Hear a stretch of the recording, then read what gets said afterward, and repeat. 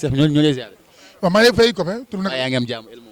Elmo na rek maa ngi jàmm baax xam nga sëñ moom mooy kan kii mooy sëñ Cissé borom tawfeex. sëñ si borom tawfeex yee waaw dégg naa tur bi ñu lay ziar dama nuru taalibe sax mooy sëñ Cissé borom tawfeex. est-ce que ñu lay ziar wér daa ñëwoon fii pour kii ak Reug Reug doon ñaanal ak yooyu. loolu ñaanal seet sant yàlla may ran ndam man lépp ñëw si combat bi nga gis li nga xamante ni naka nga analyser combat bi nga xamante ni diggante combat ak Reug Reug.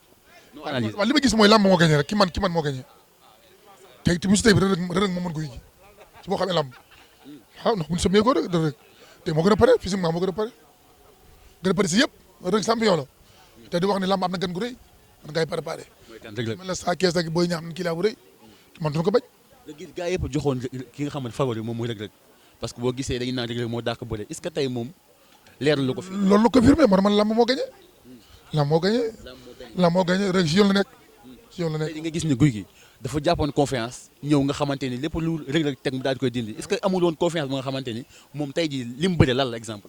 non làmb dama ñëw bëri ñëw na bëri jox ko cër jàppoo noonu booy bi jàpp ko daan ko loolu rek la waaw tey daal ki man làmb moo gagné est-ce que yaakaaroo woon waru woon tey taxaw xaar. non tey nag taxaw na déglu ko booy moo ko fekk si booy ñëw indi xeex. booy moo ko attaqué et guy gi li mu bëri loolu war bëri parce que mooy mag kii moo war a ñëw Reug moo bëri moo daan bi bu ma déggee mooy lan c'est-à-dire. làmb moo gagné c'est le maire ki nekk maire moo gagné tey dégg nga ma kontaan naa. booy ngeen nder fan la nekkoon. non man maa ngi ndar dëgg lam foofu rek. moo yërëm nank rek. est-ce que am na ku nekk sa ginnaaw. yàlla moo ne sama ginnaaw. kenn sama ñaari waajur kenn sama ginnaaw yàlla sama ñaari waajur ak liggéey yàlla fi nekk kenn.